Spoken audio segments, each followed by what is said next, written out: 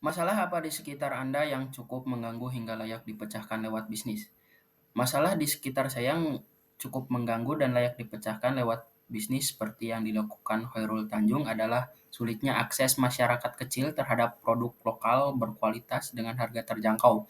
Banyak pelaku usaha kecil memiliki produk bagus, tetapi tidak mampu memasarkan secara luas karena keterbatasan modal dan teknologi. Di sisi lain, masyarakat masih bergantung pada produk besar yang harganya tinggi. Jika meniru cara berpikir Khairul Tanjung, bisnis yang bisa dikembangkan adalah platform digital atau toko modern yang menampung dan memasarkan produk UMKM lokal.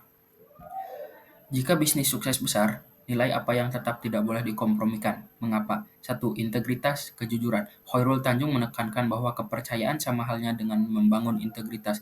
Ia juga menuturkan bahwa dari ayahnya ia belajar tentang kejujuran dan integritas diri betul-betul ditanamkan. Itu tolak ukur pertama dan utama. Dua, kerja keras, disiplin, detail, tidak kompromi terhadap hasil akhir. Dalam prinsip City Way, Khairul mencantumkan kerja keras, pantang menyerah, detail, tidak kompromi terhadap hasil akhir, disiplin, dan perfeksionis. Tanpa menyebut uang, apa indikator kemajuan yang ingin dilihat dalam 6 bulan? Beberapa indikator non-keuangan yang menurut Khairul Tanjung penting, yaitu peningkatan kemampuan membaca dan menangkap peluang. Beliau menyampaikan bahwa seorang entrepreneur harus mampu membaca peluang kalau ada dan ditangkap. Fokus pada inovasi dan penelitian bukan hanya pada output keuangan. Kemajuan ekonomi dilihat dari seberapa besar penelitian dan inovasi yang dilakukan. Orientasi pada hasil bukan hanya proses. Entrepreneur itu result oriented, bukan proses oriented. Sikap yang tidak kompromi terhadap hasil akhir, kerja keras, detail, disiplin.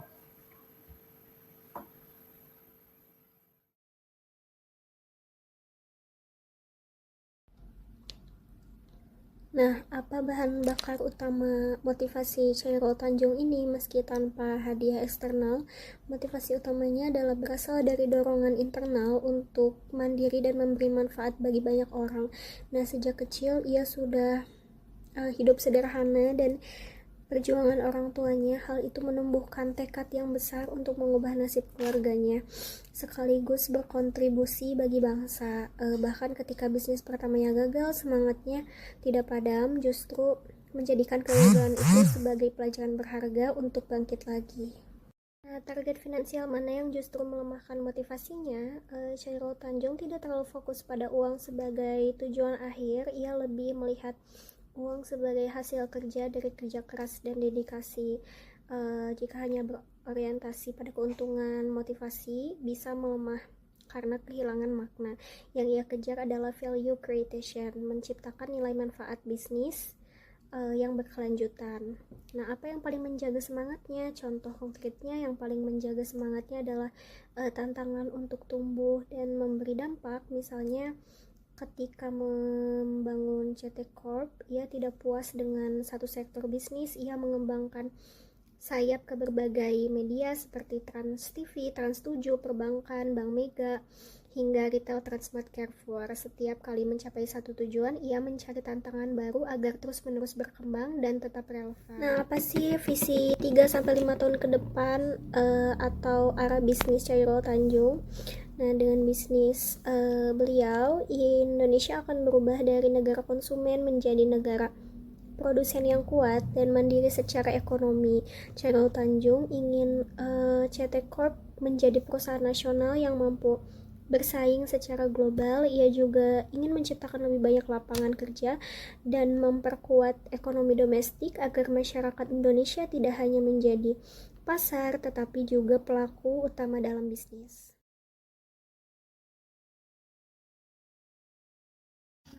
Di sini saya akan menjawab mengenai pertanyaan pertama pada poin C.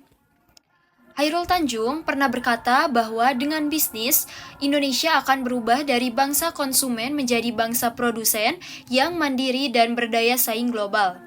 Hairul Tanjung selalu menekankan pentingnya kemandirian, ekonomi nasional, dan transformasi dari konsumsi ke produksi. Terlihat dari langkahnya dalam membuat City Corp yang bergerak di sektor real seperti media, retail, keuangan, dan pariwisata. Selanjutnya di sini ada pertanyaan nomor 2 poin C, bagaimana sih yang bisa diukur dan diuji dari visi-visi yang sebelumnya sudah disampaikan. Jadi di sini ada 4 poin. Yang pertama adalah pertumbuhan jumlah lapangan kerja yang diciptakan oleh unit bisnis City Corp. Yang kedua, presentase peningkatan produk jasa lokal yang bersaing di pasar internasional. Dan yang ketiga, kinerja finansial, pertumbuhan aset dan pendapatan grup usaha. Serta yang terakhir adalah jumlah investasi di sektor produktif seperti retail, pariwisata, dan manufaktur. Hairul sering menekankan bahwa dampak sosial ekonomi dari bisnisnya adalah indikator keberhasilan yang nyata, bukan hanya keuntungan pribadi saja. Selanjutnya di sini ada pertanyaan nomor 3 dan ada beberapa dampak yang bisa saja terjadi dari visi misi tersebut. Yang pertama itu dampak bagi bangsa. Indonesia tetap menjadi pasar konsumtif yang bergantung pada impor. Selanjutnya ada dampak bagi SDM, itu kurangnya kesempatan kerja dan tumbuhnya pengusaha baru lokal. Yang ketiga itu dampak bagi City Corp, kehilangan reputasi sebagai perusahaan nasional yang berperan dalam pembangunan ekonomi sendiri. Dan yang paling dirugikan, masyarakat Indonesia, terutama generasi muda yang kehilangan inspirasi untuk berwirausaha di negeri sendiri.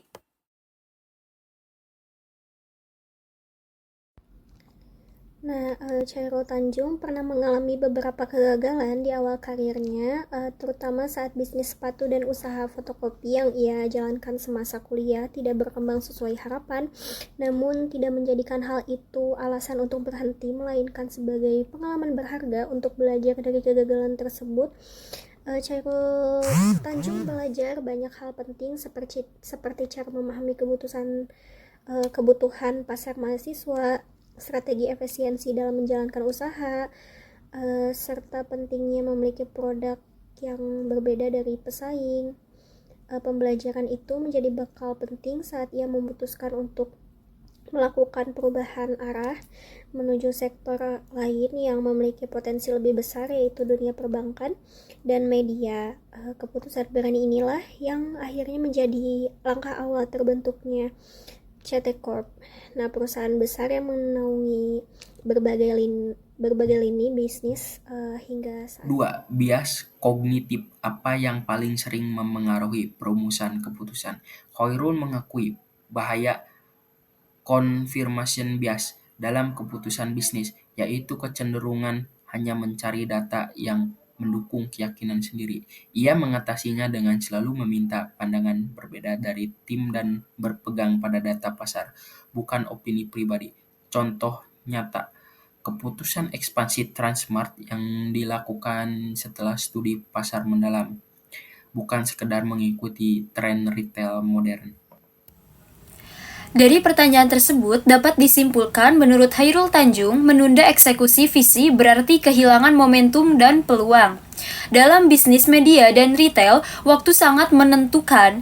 Biaya tak terlihat muncul berupa kehilangan kepercayaan tim, berkurangnya semangat, dan tertinggalnya dari pesaing yang lebih cepat bertindak.